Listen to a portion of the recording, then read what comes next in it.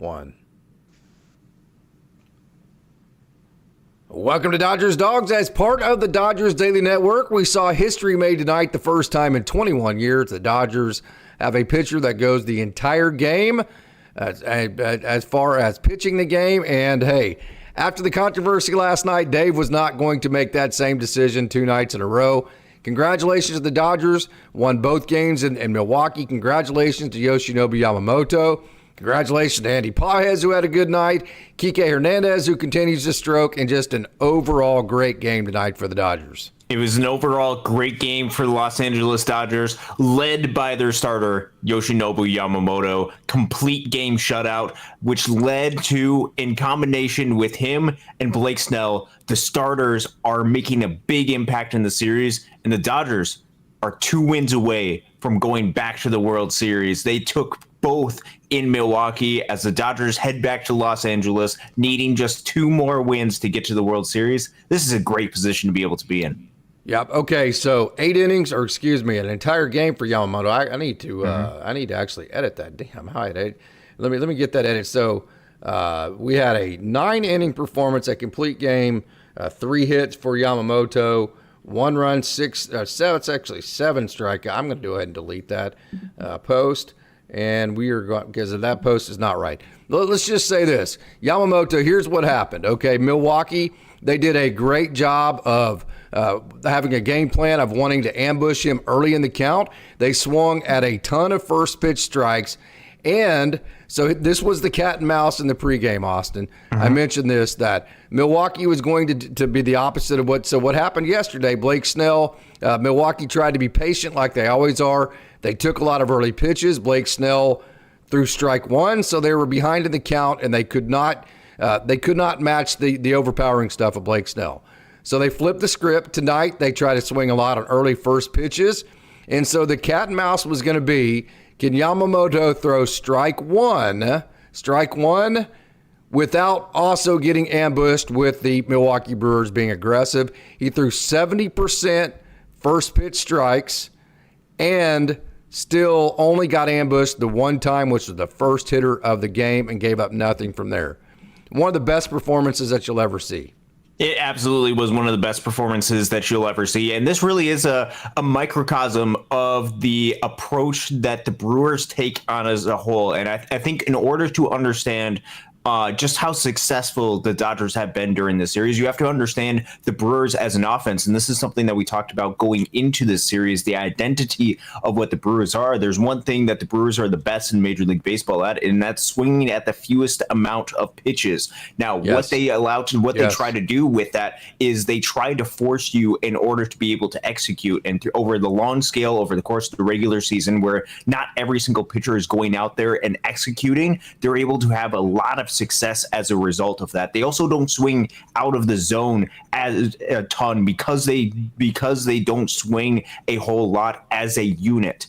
Tonight, that changed, and the Dodgers took an approach better than what the Brewers had. They out-brewered the Brewers in their approach because of what Blake Snell was able to do in Game 1. Blake Snell went out there and dominated, did not give up a single walk, executed on all of their pitches, and in order to combat that, because the Dodgers are overwhelming with their starters, the Brewers had to have a change of game plan. And this is a note that I sent over to Casey, text message I sent over to Casey halfway through this game, 4 innings into the game, is there was something completely noticeable about the change in switch of philosophy that the Brewers felt like they had to take because of the execution that the Dodgers pitchers, especially their starters, can go ahead and have. And halfway through the game, the Brewers were swinging at 64% of the pitches, up from the 45% that they normally swing during the course of the regular season on average.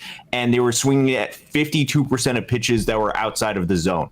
It just completely uncharacteristic because they felt like they had to be uncharacteristic because they could not get behind. The Dodgers were going out there and executing their pitches as the starters, which was the key to this series. It was the key to beating this Brewers offense, with the Brewers offense that doesn't have a ton of power, which we saw a home run from Jackson Chourio, first pitch of the game, doesn't have a ton of power. But if you can execute your pitches and force the Brewers to get outside of their game plan, which later in the game, game, they started to get a little bit more relaxed, but everything seemed to be hit on the ground for the Brewers, which led to a lot more success.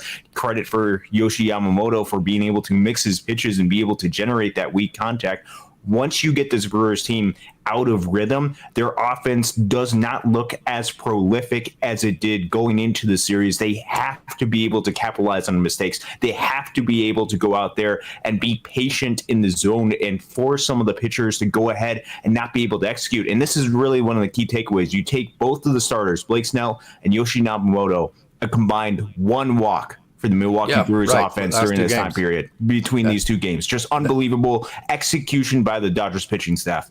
Without also getting ambushed. That's my point. So I said in today's pregame show that if Yoshinobu Yamamoto is able to throw strike 1 for a high clip and then also not get hurt by doing that, and then from there he's going to be able to get to the splitter, which he threw a splitter more than he did any other pitch tonight. Try that on for size. He threw more splitters than he did any other pitch. He got 17 swings on a splitter tonight. Okay, when he's getting 17 swings on a splitter, that tells you right there that he's getting ahead in the count.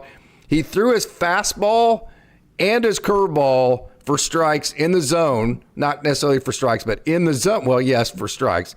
There was more strikes than just, so when you say in the zone, that means just the amount of times it actually landed in the zone. So then you have swings outside of the zone too. So when you say an end zone percentage, there actually were more strikes with those pitches, but he threw his 4-seam fastball and his curveball, of which his curveball was the second most thrown pitch, but he threw his 4-seam and his curveball for in zone almost 70%. 70%. So he was so that tells you right there, Yamamoto did not feel like that the Brewers could beat his stuff in the zone. All he had to do was throw the fastball. Now try this on for size. You're on the road, a place that you didn't even make it through 1 inning last time. It's a huge environment, right? And you come out and the pitch you throw the most, the splitter. Second most is your curveball, right? I mean, and you land almost 70% of your curveballs, and you get 17 swings on your splitter. You throw your 4-seam almost 70% end zone, and you throw it right at 70% first pitch strikes. I mean, if you were to dial it up and say, this is how you beat the Brewers, this is how you make them feel absolutely hopeless, like the Brewers aren't even pissed right now. They're like, that dude throws like that, there ain't shit we can do, right? I mean, that's just how you feel. It's demoralizing. That's why last night was so frustrating about taking out Blake Snell, because the Brewers have that demoralizing feeling against him. Dave didn't make that same mistake twice. He did not make the same mistake twice. He went out there. He trusted the guy that was on the mound, something that's uncharacteristic about the approach in modern day baseball. But he trusted his guys to be able to go out there and relied on the strength that the Dodgers have with Yoshinobu Yamamoto, with Blake Snell, with all of these amazing elite starters, elite starting pitching.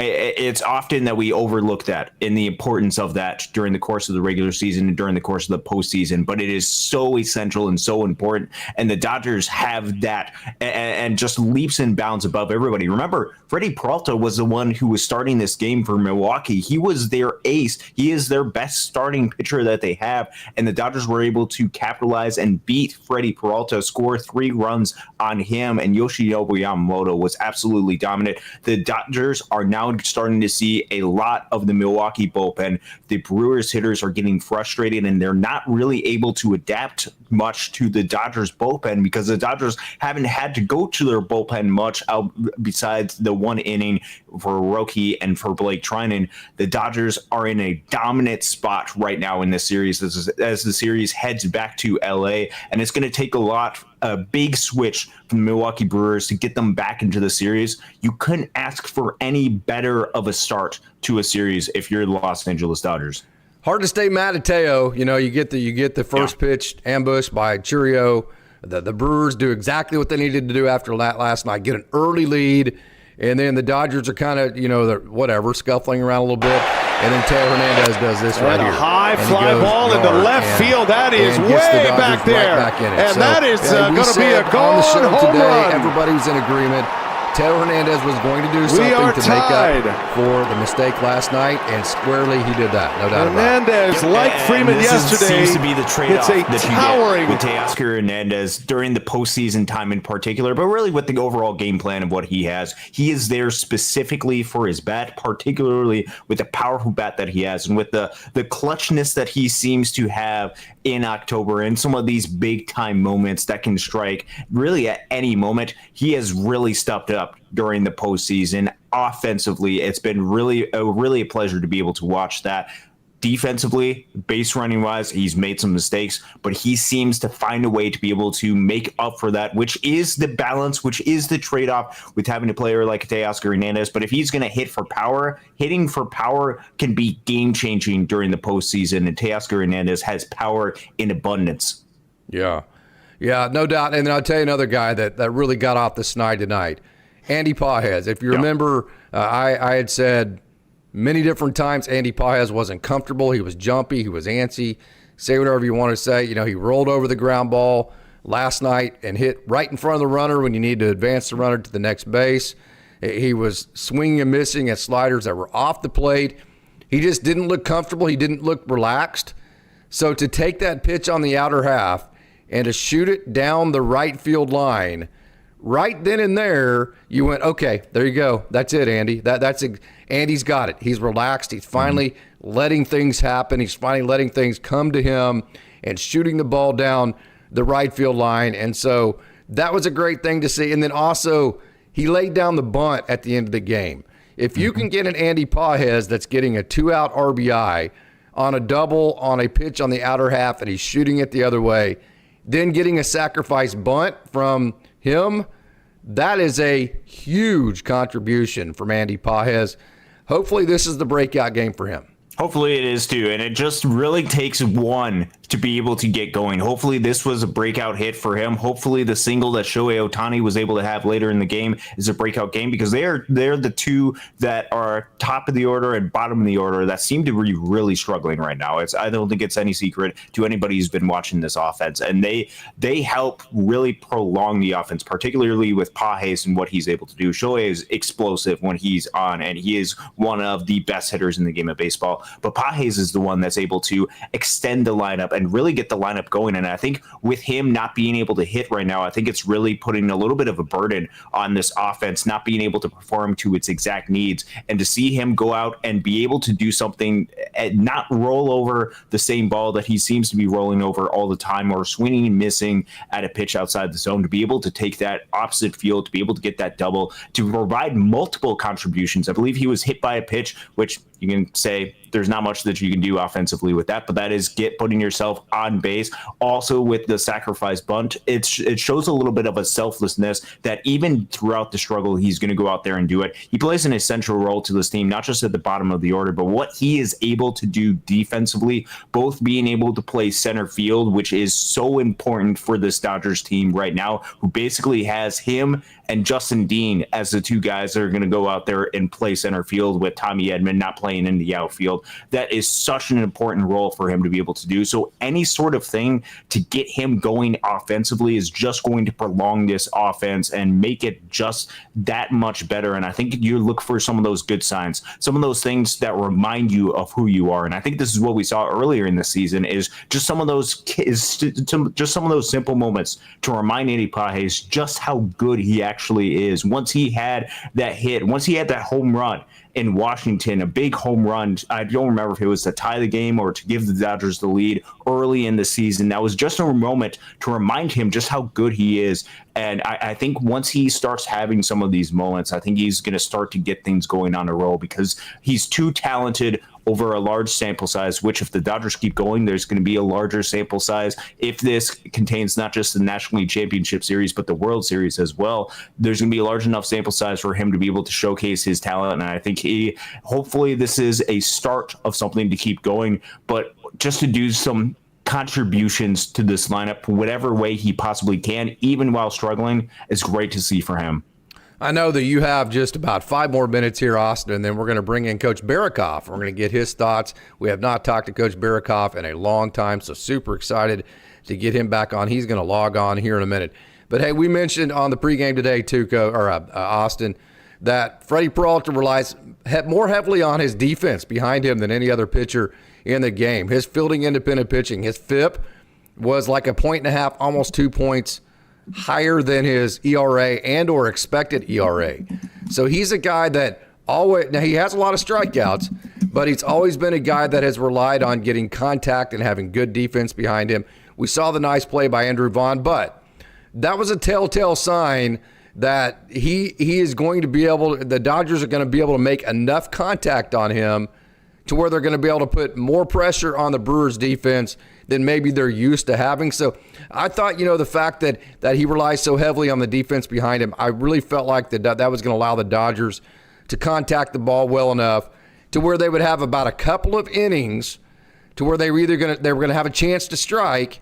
And then if they however many runs they put on the board in those couple of innings, that was going to determine how good of a night they had. And that's pretty much how it turned out. Mm-hmm. Yeah, with Freddie Peralta and where he's at right now, he does rely quite a bit on some of the swinging miss that he's able to generate, which certainly is an absolutely massive asset that he's able to have. Walks a little bit above league average for him, or a little bit below league average, about 9% or so.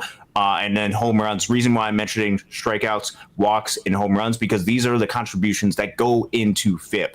That go into the fielding independent pitching. He does give up his fair share of home runs, which we saw during the game today with Teoscar Hernandez, with Max Muncy, but still an absolutely incredible pitcher for him. What I loved about the Dodgers, and this is at the exact same time that I had mentioned the Brewers approach, in which case they were swinging at 64% of pitches, in which case they were swinging outside the zone at 52% of the time. The Dodgers were a team that were much more patient, that were forcing Freddie Peralta to be able to execute. Dodgers during that time, 39% swinging percentage with 26% swinging outside of the zone. The Dodgers were the ones that were patient as opposed to the Brewers. Even though both teams very patient at the plate, the Dodgers, as mentioned earlier, went and out-brewered the Milwaukee Brewers tonight. They absolutely did. Coach Barakov, what's up, my man? What's up, studs? Let's go. Oh, not much, man. How about it? That was a lot of fun, wasn't it? Yeah, anytime the boys win, we're all smiles, right? Yeah, absolutely, absolutely. What were your thoughts on the game tonight, Coach? Just give us your quick thoughts here. Listen, the boys look good. I mean, if they're going to pitch like that, we're going to be in really good shape. Austin, I've been listening. You're killing it, man. You've got great. Your stuff is great. I love listening to you talk. It's like a sermon on the mount when you're talking Dodgers baseball, Austin. So. No, listen, Dodgers played well. If they get pitching like that, they get 4 or 5 runs, you're going to win every single game with pitching like that. And, I think Dave's been masterful with what he's been doing. I think he's pulling all the right strings. For the first time, I was mad at him last night. I wanted to see Snell finish that thing off. But I'm pumped. You're up 2-0. You win 2 on the road. It doesn't matter in professional sports. You win 2 on the road. You're in really a good situation. I mean, now you got to think about it, right, fellas? The Mariners I hope we play the Mariners because I might get tickets. If the Brewers are going to have to win 4 straight games, right? Let's go Dodgers. Well, let's 4 go. out of 5, yeah. Yeah. Yeah. Austin, any final thoughts here before we just head on to and get Coach Barakov's more thoughts from him? First off, Coach Barakov, it's great to be able to see you again. Absolutely wonderful, and especially with this scenario where we're at, where the Dodgers are 2 wins away from the World Series, going back to the World Series with a chance to be the first team in 25 years to be back-to-back World Series champions. This is a unique opportunity that the Dodgers have presented in front of them, and with the position that they're at, and with the role that the starting pitching is at. Look, this regular season has been a little bit of a struggle at times, and we've seen some of these guys not be out there pitching during the course of the regular season, but it was all for this moment, and the Dodgers set up and made strategic moves and had it set up. And part of this is good luck with the way that injuries have befallen upon the Dodgers this year. But part of it is just part of the strategy and the targeting of specific type of players that the Dodgers went out and got to put them in this position. It first starts off with the starting pitching, which has been absolutely phenomenal for the Dodgers. Blake Snell and Yoshi Yamamoto. You mentioned that the Brewers have to win 4 out of 5, meaning that at some point during the series, if they want to go back and if they want to win the National American League pennant, they have to go through at least one of Blake Snell or Yoshi Yamamoto again, and go through both Tyler Glasnow and Shohei Ohtani on the starting pitching side. It is unbelievable the amount of talent that the Dodgers have from the starting pitching side. And offensively, they have enough talent and they have a correct approach at the plate to go out there and have some success. I really like the Dodgers' approach. I think they right now have the Brewers on their heels. Obviously, the day off gives teams a chance to be able to reset. But the Dodgers have an opportunity coming up on Thursday to be able to go up to a commanding 3-0 lead with a chance to be able to go back to the World Series with a team that knows how to win during postseason, which the Dodgers know how to win. They could not be in a better position right now, but that does not mean that the job is finished. It is just getting started for the Dodgers, but they're in a good position, 6 wins away from their second back-to-back World Series champions. Okay, Austin, thanks, man. Awesome. Thanks. I got to go to bed. Yeah, get to bed, man. It's late there on the East Coast, right? Yeah, it sure is. Or an Eastern time zone, at least. All right, see you, Austin. Awesome. Appreciate you. All right, so Coach Barakov, here we go, man. All right, so let's dive into Coach Barakov's thoughts. First of all, the first thing I thought of was, hey, we talked about tonight, the Brewers, they swung at the first pitch a lot. They don't like to do that. The Dodgers, they did not hardly ever swing at the first pitch. So the Dodgers really just kind of executed their game plan. They went about their way as far as, hey, this is how we do things. I felt like the Dodgers pitchers forced the Brewers into a game plan they weren't used to. And so whenever I was thinking about that aspect of the game, I kept thinking about what you always say, is that just get the Dodgers in the postseason because they know how to execute whenever the games start mattering. The Dodgers literally have been out executing the Milwaukee Brewers all over the place. Yeah, I mean, I've been saying it all year long. It felt like this team was just built for the playoffs. And I think it shows that, as Casey, as important as the regular season is, I mean, you've got to do well to get into the playoffs. But I think the Dodgers were it just looked, and I think I've said it all year long, the Dodgers look like a team that is just trying to get into the playoffs. And once they do, I think they're going to find their stride. Yes. Now, it's easy to say that, and for it to happen, you got to have some things really go well for it to happen. But listen, they had, what did they say? How many days they've had guys on the injured list? Yeah. And they finally get a healthy pitching staff. They finally get guys healthy, and all it takes is a world champion to get into the playoffs. And I believe that, and I'm glad it's coming through, because then I'd look like an idiot if it didn't come through. But that's what I felt all year long. They just looked like a team that wanted to be in the playoffs, and they were built for that. If I were to tell you the Dodgers are 4-0 on the road in the playoffs, what do you say to that as a coach? I think that is called some veterans that know how to win. You talk about Philadelphia had the one of the top places to play, the best winning there. They win a lot of games. Milwaukee, a veteran team knows how to play when you get into the playoffs. I mean, that's just, it doesn't matter what sport it is. I mean, you look at throughout the history of sports and professional sports, on the road, the really good teams win on the road, and they take care of business on the road. And I've always said, if you could just win one on the road, you'd split the one out, the 2 games. Dodgers now have taken 2 series in a row, the first 2 games, which basically shut down all of this home field advantage for Milwaukee. And the whole thing that they played for was to get the home field, right? Yeah. So, you've had teams that have been very experienced. Oklahoma State experienced this in football last year. They brought back an entire roster full of guys that made it to the Big 12 championship game. And last year was a disaster, because once they realized that they couldn't reach their goals, they pretty much just cashed it in. You've probably had teams before that you thought, hey, man, we got a lot of experience. This is going to be good. We got good. Next thing you know, that the older part of it kind of led to maybe less hunger, less fire, right? And then you're like, man, I need some young dude to come in here just breathing fire to get rid of this complacency, right? So what I say that to say, bring in Blake Snell, Alex Call, even Ben Rortvedt, the way that he lit a fire for this team. Some of the new guys, and then, we forget Tyler Glasnow was not a part of last year's World Championship. So he's hungry.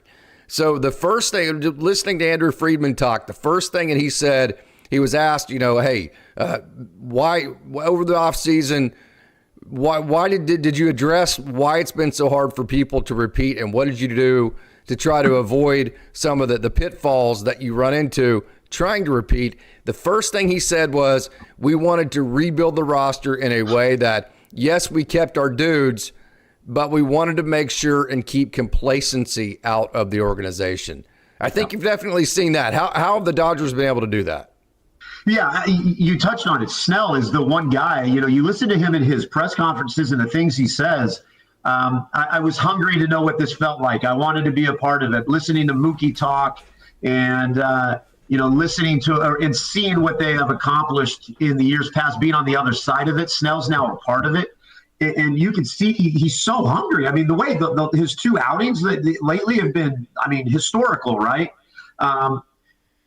I think Snell has breathed some fire into the dugout, like a guy that is so hungry to win that maybe has been on some teams that he's been given a bad rap. I think you and I talked when they first got him. I think if I can remember, we both said, man, we never liked that guy. Yeah, I never liked Blake Snell. Yeah. Now I think I love that guy. I'm so happy he's a Dodger. But I think those are the type of things that you need. You need a little bit of some push to these older veteran guys. Not that the Dodgers didn't need that going into the playoffs, but for me, watching Snell has been like that guy that it's been fun to watch him with his excitement in this series and after they win the series and him in the dugout or in the locker room or the locker room throwing champagne everywhere. I've enjoyed watching his eagerness and enthusiasm, right, as experiencing what winning is. Didn't it feel like Tyler Glasnow's kind of taking it to a different level too? Yeah, it's been awesome to see because I think a lot of people had some question marks. I did. I'm not gonna lie. Yeah. But he steps up in the big games. I was thinking all night tonight, when do you want to use Glasnow? Do you want to use him in game 3 or 4? Like, how are they going to use Glasnow? Because part of me is like, I'd love for him to go game 3 and just shut them down and give them no hope, because being up 3-0, what does it happen one time? And Dave Roberts was a part of it on the other side with the Red Sox beating the Yanks. There's something about I want Glasnow. I would rather see Ohtani in a game 4, and you could use Glasnow later on, right? I just, for some reason, I've got this feeling that Glasnow wants that ball game 3, and you can really, really shut this series and shut it down. You can. And another big break, Will Smith looks completely healthy. He looks good at the plate. He's back to being disciplined.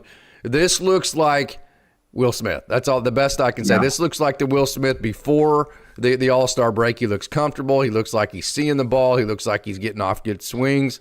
Very comfortable with him. Max Muncy looks comfortable again. And then also, I know you love Teo, and I know when he hit that home run tonight, I know you with your drink in your hand, you were smiling like, yep, that's our boy right there, right?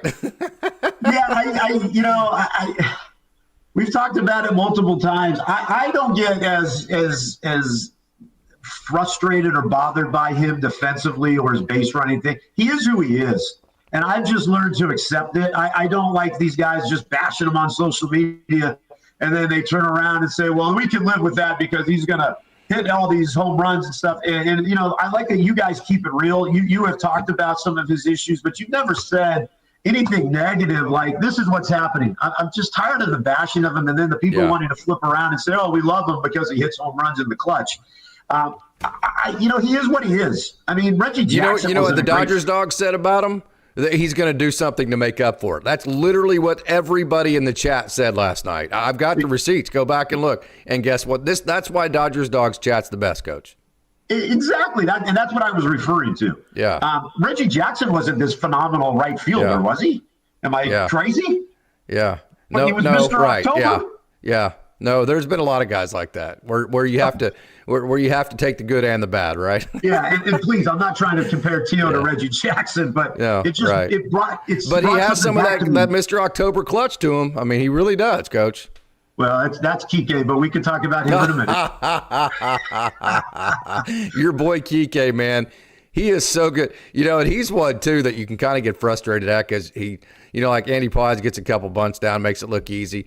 You bunt Kike, he doesn't get it down. It's almost like he's doing it on purpose because he's like, Yeah, whenever you have a coach or whatever, and he's telling you to do something you really don't want to do, it's like, okay, coach, but you're really not listening to a word that the coach is saying. You're just making him think you're listening, right? That reminds me of Kike when he's bunting. He's like, okay, I'm going to square this around because Dave told me to bunt, but I ain't getting a sumbitch down, and then I'm going to get to 2 strikes just so I can get a freaking hit. That's Kike Hernandez, right? Kike is listen, my brother Jeff thinks he can't get on. If he would just click on the Dodgers Daily or the Dodger Dogs logo on X, he would be fine. I'm trying to tell him that right now. Listen, Kike it's almost where you wish you could just use him sparingly during the season and just unleash him during the playoffs, because he just becomes alive. He's hitting 350, 360 right now. It's magical. I call it Kike magic, and everybody laughs at me, but I call it Kike magic, Casey. The guy comes through. Things just happen for him. He takes that big walk in the Philadelphia series that allows that inning to keep going. He drives the ball in the gaps now. You're right. I don't think he wants to lay down a bunt, man. The dude's, he's being compared to statistically with what? Reggie Jackson? Yeah, right. Why does For Kike Mr. get the October, bunt? yeah. But let me go back to something else, and I know you and Austin kind of touched on it with Pages. For a guy that's been in a slump, gets that great hit to right field today. Yes. But to have the thing, and you and I, and then most everybody on here has watched every single Dodgers game. When have you seen Andy Pages bunt during the regular season? Coach, if of 1,000 at bats I saw him in the minor leagues, I don't think I saw him bunt one time ever. Not exactly. Ever. And you know what? In clutch at bats, Andy Pages lays down 2 beautiful bunts. Does. Yes. That tells you everything you need to know about a guy for the Los Angeles Dodgers. He's bought in. He cares. He's willing to sacrifice. And, he could be sulking. He's 2 for 24 now, 2 for 25. Didn't bother him on getting a bunt down. That's a true professional. And I was very impressed by that. And I don't know how many people are actually talking about how good of bunts those were from Andy Pages. Yes. And how hard it is as a rookie, especially for the Dodgers. The Dodgers have the best fans on earth, but we're like the Yankees, coach. I mean, we just gnarl our teeth because we want to win so bad. We expect to win so much. There's such a high bar that, hey, when you have a young guy that's 2 for whatever, it's like, damn, we don't have time to let this guy just get comfortable, right? We're trying to win a World Series here. So to have that pressure, that monkey on your back, to be able to continue to execute and then finally figure out a way to relax and then execute winning baseball plays. In a lot of ways, coach, it's kind of like the Mookie Betts deal. The struggles that Mookie Betts has gone through and the way that he's gotten to the other side of it. In a way, I have more confidence in Andy Pages now because he has struggled, and I've seen him get through it even in a postseason series, post-series type environment. I almost have more confidence in him now because I have seen him fail. The same way with Mookie at shortstop. Yeah, thankfully, Dave Roberts doesn't listen to what the fans say, because Andy Pages wouldn't even be playing this year because everybody wanted him gone at the beginning of the year. If we want to go back and look at receipts and recall what I shouldn't say everybody, what a majority of the fans were saying at the beginning of the year when Pages was slumping, everybody wanted him gone. Yes. And now the dude hits almost 30 home runs, 90 RBIs, lays down 2 beautiful bunts, has got the best center field arm in baseball. And yes, he makes base running errors, and yes, he sometimes throws to the wrong base. I would rather have a young player feeling free and not worrying about, like, is my manager going to yank me out of the game for mistakes? I would rather have a guy play like that than a guy nervous out there. And that's when big time mistakes happen. Will it happen? Sure. He's young.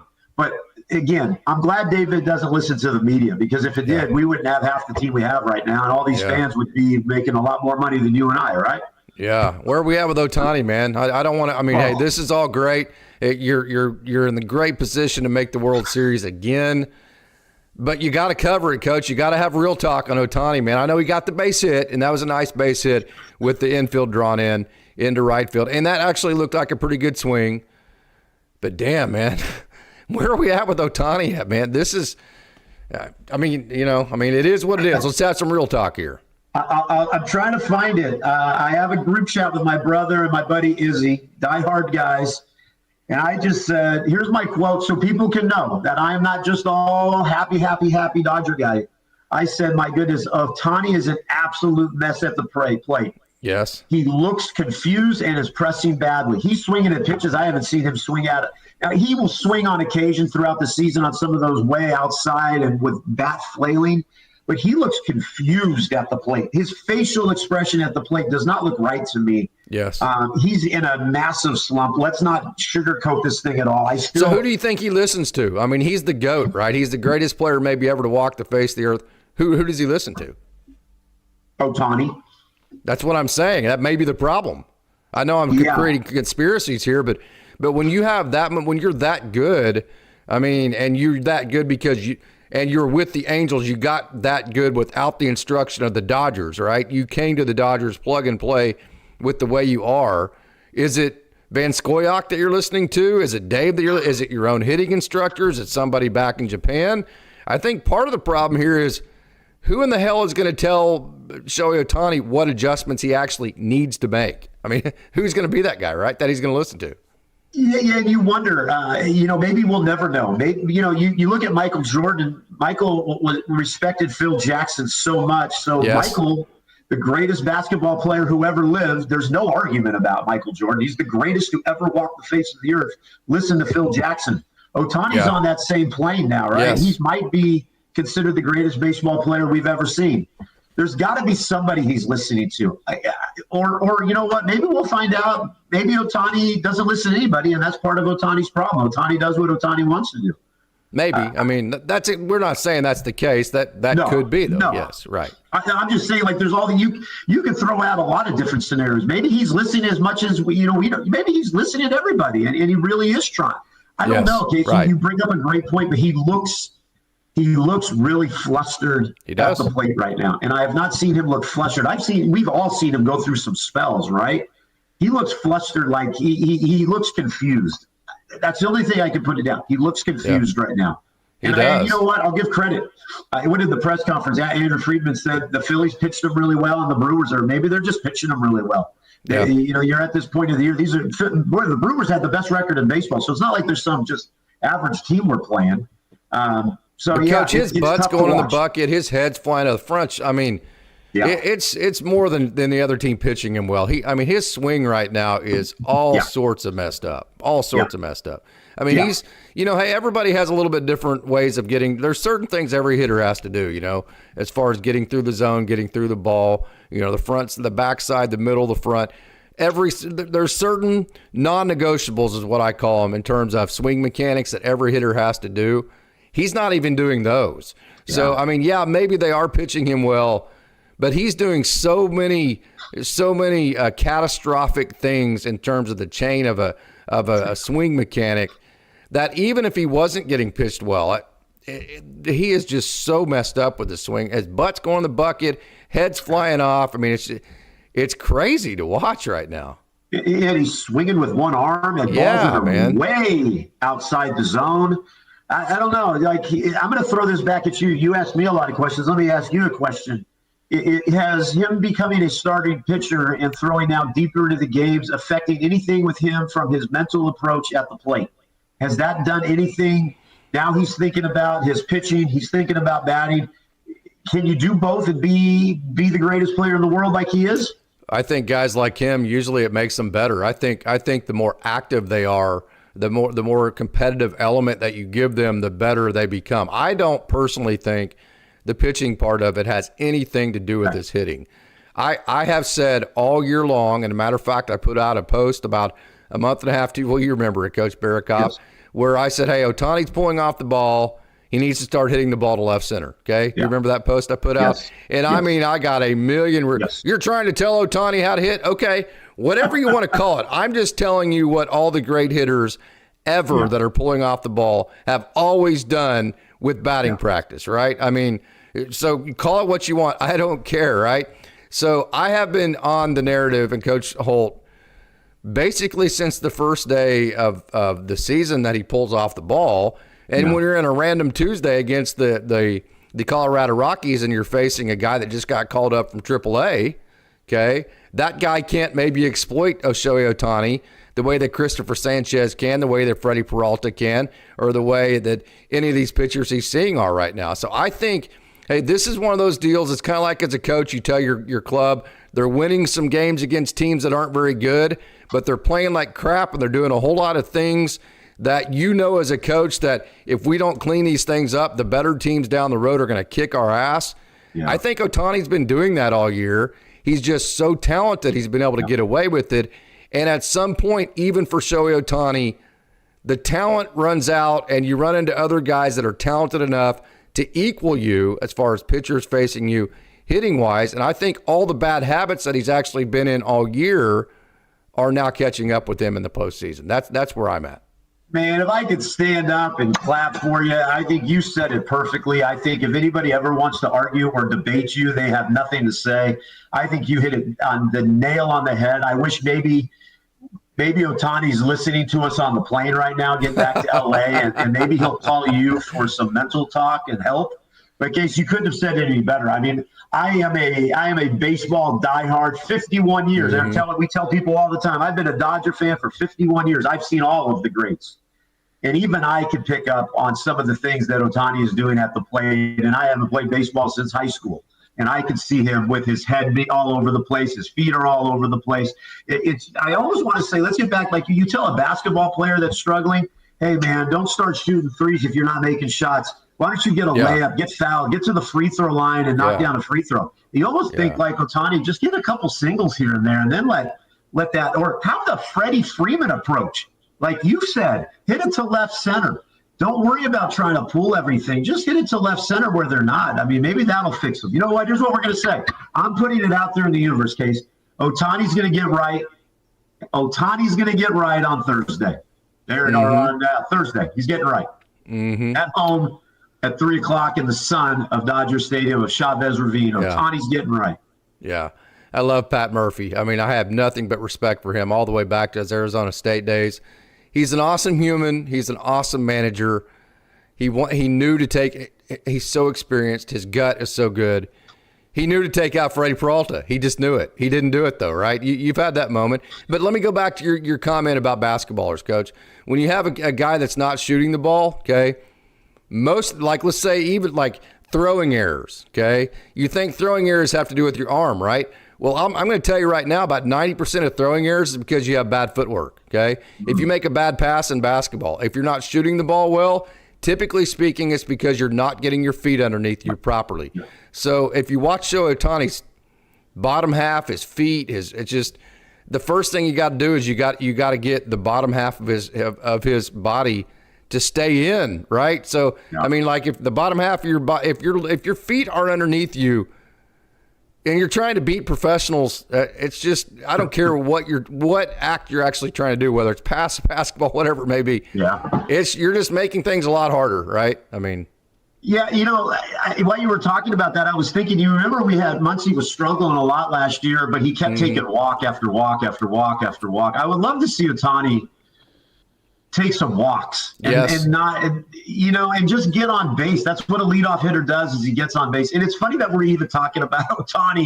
You know, he's going to probably be the National League MVP, you know, but it'd be positive for me is the Dodgers are winning despite him not doing anything at the plate. At the plate. And now he did have a big hit tonight. I'm going to give you. Let's not forget that. But the Dodgers are winning without him doing anything at the plate. Yes. And I said in the group chat, I said, imagine if Andy Pages gets hot. Oh boy! If Pages gets hot and Ohtani start hitting, man, I would feel really good. I'd feel really comfortable with the Dodgers advancing on past this series. Yeah, and yes, Ohtani is going to start. I believe is going to start. Glass now starts Game 3. Yeah. He can pitch on 4 to 5 days rest. So we had a question about what is normal days rest. So it's interesting. So like if you pitch on Saturday, Sunday starts day 1. So Sunday, Monday, Tuesday, Thursday. Then if you throw Game 5 or throw on Friday, that's 4 days rest. Does that make sense? Yes. A lot of people want to say, well, you pitched on Sunday, so for Sunday to Monday, that's 1 day's rest. That's not actually how you do it. So Sunday to Friday would be 4 days rest. So whenever a guy like CNAV, who knows so much about baseball, is talking about 4 days rest. That means you have 4 full days in between the day that you pitched and then the day that you have to pitch next time. Okay, so Pat Murphy, the Dodgers have been out executing the Brewers all over the field. He knew in his gut he needed to take Freddie Peralta out. He didn't do it. He gives up the 2-out home run to Max Muncy. And going back to being gritty, how about all the 2-out base hits? 5 out of the 10 base hits at that point had been with 2 outs. And so he doesn't take Freddie Peralta out. Max Muncy hits the home run. And, sometimes a 5-run lead doesn't feel safe. And then sometimes a 1-run lead feels insurmountable. And tonight, it just felt like the Dodgers were only up 1 for a long time, then they were up 2. But even as a Dodgers fan, as much as we worry and we get nervous, it just felt like that was insurmountable for the Brewers, didn't it? Yeah, in case I want to go back to something. I listened to your talk last night about when they took Snell out and the confidence he gave the Brewers, like a sigh of relief that this guy's out of here. It doesn't matter how hot Roki has been. There's somebody different on the mound and a fresh face to look at and not that crazy changeup and all that stuff. I was just hoping that they left him in tonight and didn't give the Brewers a chance of any hope. And I think that's what Dave thought. I think Dave almost thought, listen, if I can get him to 115, 116, and we get a 2-0 lead, I think Dave was feeling really, really good about doing that. And I think he learned a lesson last night. I don't think he made, again, I got into it with my buddy Izzy. He thought it was a great move to take Snell out. I'm sitting there thinking, maybe I'm just too old. And I'm like, at 100 pitches, 103 pitches, like that was like the 6th inning for Oral Horscheiser. Yeah. Right. Like, I just wanted the dominance of Snell just to shut him down and not give this team any hope. And that's what happened tonight. I think Dave learned his lesson. Let's not give these Brewers any hope tonight. And that guy pitched a spectacular performance. Sheehan, Vesia, Trinan, or Sasaki? Who gets your last 3 outs? I'm going to go with the hot hand still and say Roki. I think he was due to have a little bit of a clunker, right? Okay. I think of what we saw in Philadelphia in those 3 innings or the 2 innings that he pitched. That was a playoff historical moment. One of the best shutdown playoff moments we'll see, right? I think I still go Roki. I think I would next. I know I'm going to get a lot of flack for this, and I probably in our own group chat, Casey, you're going to say Trinan. I like Blake Trinan. Yeah. I like Blake Trinan and Vesia. That's my order. And I could be way wrong, but You want to know how good the Dodgers dogs are? Carlos Garcia actually predicted that Snell or that Yamamoto would go 8 innings tonight. I did not see any scenario whatsoever that he'd go 8 innings. I thought 7 innings max, and I thought Emmett Sheehan would finish the last 2. That was best case scenario for me. But having said that, okay, imagine you're Yoshinobu Yamamoto. You got the weight of the world on your shoulders. You signed this gigantic contract, right? Okay, of course, you did win the World Series, so that took some pressure off you last year. But your one outing against Milwaukee was in Milwaukee July 7th, and it was a disaster, okay? Then the first pitch of tonight's game gets hit as a home run, okay? Lesser people in that moment could have gotten really, really, really flustered and let that get to them. It's almost like that just pissed Yamamoto off. Like, oh, no, you little bastard, you ain't doing this shit again to me. Yeah, and it couldn't have started any worse. No, that's what I mean. I ambushed them and knocked it out. And I'm sitting there thinking, oh, no, is he going to be able to have the confidence to recover? And you know what? I think it almost clicked in him like, okay, I'm not going to let this thing happen tonight. And he was absolutely dominant after that. You're right. I think a lesser man would have allowed a home run, and then it would have let it snowball a little bit. I think this guy's shown why he is what he is. Can I throw a question out at you? Did any time in your mind with the Dodgers, Casey going up 2-0, you have Glasnow go 3, Sheehan going 4, Ohtani going 5. If you were to win Game 3 with Glasnow, would you ever have the thought of going Sheehan to start Game 4 and see what he gives you, knowing that you have a Ohtani sitting there at 5? Any thought to that at all? Why would you not pitch Ohtani 4? I wouldn't consider it. So I have to think more amateurly like this. Okay, I know the professionals, they have so many analytics. So they tend to dive into the matchups a little bit more. But I think more amateurly, like, okay, who is the best guy that I have available, right? Yep. That is the next guy I'm pitching every single time. And here's why, Coach. As a coach, people who've never coached, especially with any kind of stakes on the line, like a state championship or a national championship, or in this case, a World Series. If you've never had to make a decision that you really didn't quite know what to do, which happens all the time to coaches won't let you on, but it happens all the time to where I don't know what the hell to do here. It's like flip a coin. Let's see. Hey, we'll see how this works out, right? So whenever I make those decisions, like I really don't know what to do, I always side on, well, I know that if I put this guy out there and things don't work out, I feel like I put the best guy out there for everybody else involved, and it just didn't work out. We gave it our best shot, and I can live with that from now on. So that's why I have always prescribed to the theory of don't save people, throw the next best guy, because if something goes to hell in a handbasket, I can at least live with myself in that moment. That's the way I see those things. Exactly. And if you remember, I started the show saying I wish it's Glasnow Ohtani. Yes. I just was sitting here thinking to give something to debate about, just to see where your head was at. Just throwing the Sheehan part out there. I don't know if I would have done that myself. I just was thinking, I just thought it would be fun to throw that out, to make you have to answer a question like you always make me. You always throw some stuff at me, and I thought that was, I thought that was kind of one way out of left field. My heart would never do that. I would always go with Ohtani no matter what. But I wanted to give you a question from out of left field. So there you go. I did.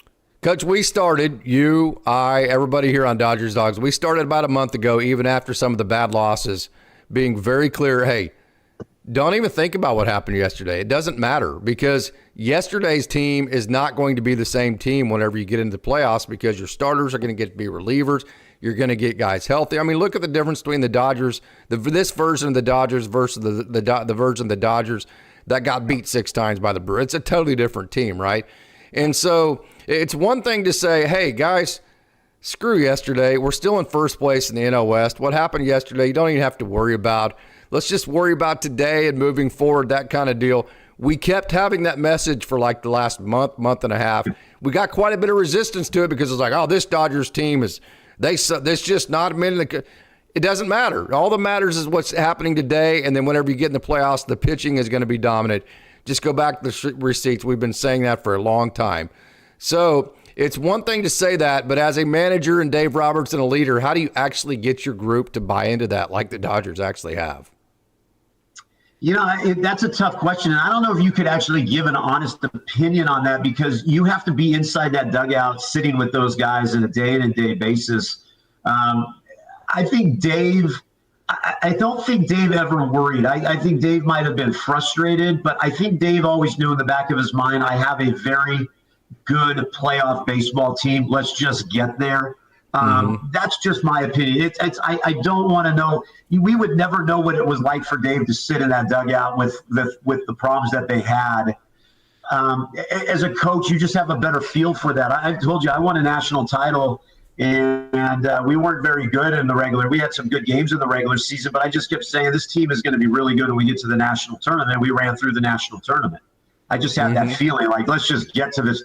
That's what they're thinking about. Maybe the Dodgers were just thinking about, man, can we just get to the playoffs and then we're going to figure this thing out? And, it's easy to say that as fans like you and I, but we don't know what's going on in that clubhouse, or the talks that they're having, or the things that Dave is saying to them. I'm just going to go with what I personally think. I think Dave was never concerned. I think he knew this was a good playoff team. He knew the pitching was going to line up with the health-wise. He knew they were eventually going to get guys back off the injured list. That's what I'm going with, and I've stuck with it all this time, and I'm not going to change my opinion on it. Do you run a lot of motion, or do you run mostly set plays? I run a lot of European motion, and I do have a lot of set plays, but we run a European motion. Yeah. So kind of the Dodgers game plan offensively to me is more like a set play. Like, hey, this is what we're going to do. Okay, we are not going to swing at the first pitch. We are going. I don't care if we have bad at bats. I don't care if it gets you 0-2 counts to where you have to just kind of eat an at bat here every now and then. the grand scheme of things is we're going to grind into the pitch count of Freddie Peralta tonight. So one thing I think that separates the Dodgers from we've seen it with the Brewers. The Brewers have a game plan. They have not been able to even stick to their game plan at all from game 1 to game 2. It didn't work in game 1. They just went away from it in game 2. But the Dodgers, every single time that it counts in the playoffs, they put together a plan. They don't deviate from it. Now, sometimes it's frustrating because you feel like they need to in the middle of a game because it's not working and they lose because they don't deviate. But, I mean, just that experience on the Dodgers roster, being able to stick to and execute a game plan, it's unbelievable to watch, isn't it? Yes, and for us that has watched a lot of Dodger baseball games, you see it coming. And you see the pitcher never has a comfortable outing. Even when they're really good, it's never a comfortable outing. While you were saying that, I have thought this all season. Do you think that was maybe some of Conforto's issues, that the way the Dodgers play and the way they take at bats and taking pitch after pitch and fouling balls off? Yeah. It almost looked like it wore on him. And I think, I'll be the first to say. He was kind of painted into a box, if you will. Yeah. I stuck with Conforto all year through thick and thin, and there was never really good for me on sticking with him. But I think Dave made the right call not putting him on these rosters, because I don't think Conforto could. I don't think he really meshed with the philosophy of what you're saying. And it almost seems like Ohtani's struggling with that right now in the playoffs. Like, this is the set plan, and I have to. I don't know. You talking about that, it just made me think that the Dodgers, it sometimes feels like the Dodgers, they get 3-4 runs and then they just go to cruise mode and they don't stay with that game plan sometimes. But you're right. Every at-bat from the Dodgers, you tell me, you look up and down that lineup, every at-bat is a tough, drawn-out at-bat where you cannot – you don't have an easy at-bat ever against any of these guys. And then Kike Hernandez came in hitting, 209 on the regular season. Now he's hitting well over 300. Kike's a tough at-bat now. So you're right. The philosophy never changes with the Dodgers. I love that about it. Here's the thing about this series so far. And, hey, it can flip on its head, man. The Brewers are good. I'm just warning you that this Brewers team, thank you. Like we have a comment in the chat, the Dodgers are doing this to the Brewers. This isn't the Brewers not being a good team. This is just the Dodgers bullying the Brewers with great pitching and then just a bullish, stubborn game plan on offense. I mean, that's exactly what's happening. Dominant pitching, bullish game plan on offense. And so, it's so impressive because you watch the Brewers who are able to just play their game, do whatever they want, do what they do against everybody else, including the Cubs, and they just get up against the Dodgers and it's like they're hitting a brick wall, right? I mean, this is so sometimes, the other team loses or whatever and this and that. But this is simply the Dodgers just putting up a brick wall to the Brewers and the Brewers not being able to knock it down. So final thoughts here before we get out of here. You kind of took my thunder there, because what I was going to say is, let's not forget the Brewers were a team that won 28 out of 34 games. They have the best record in baseball. They by far were the best baseball team this year.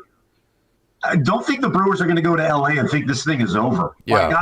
I'm with everybody. I'm very happy we got Glasnow and Ohtani going. But this was the best team. They're the best team for a reason. And I don't think the Brewers are going to lay down. They might even be more relaxed now because, hey, we got nothing to lose. We got to go to L.A.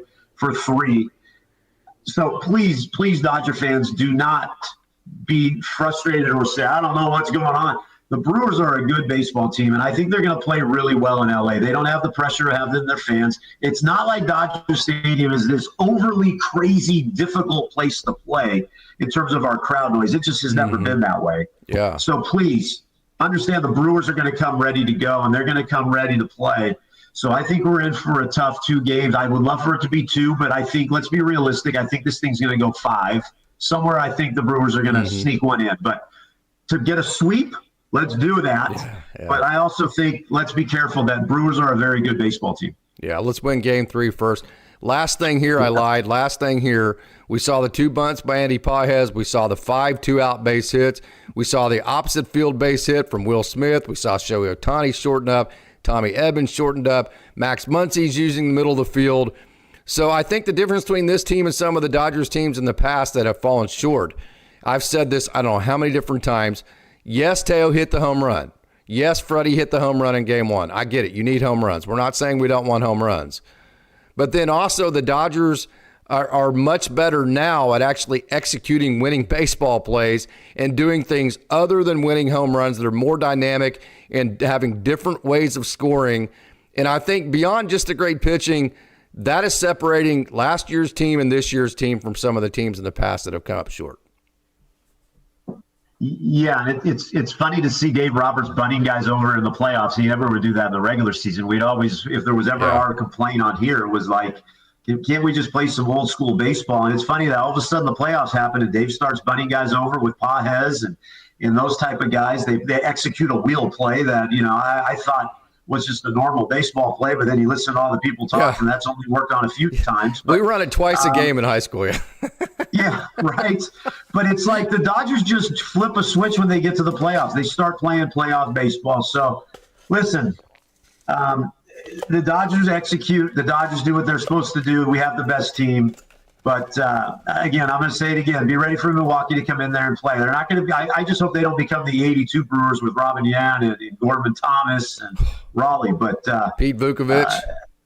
Yeah, let's be ready for a good Milwaukee team to come in with some fire on Thursday. All right, Coach, this has been a lot of fun. Hey, I haven't been able to catch up with you in a while. It's good to see your face, man. Thanks for coming in, man.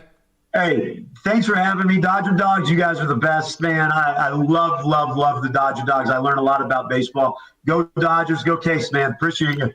It's a great day to be a Dodger. Let's go.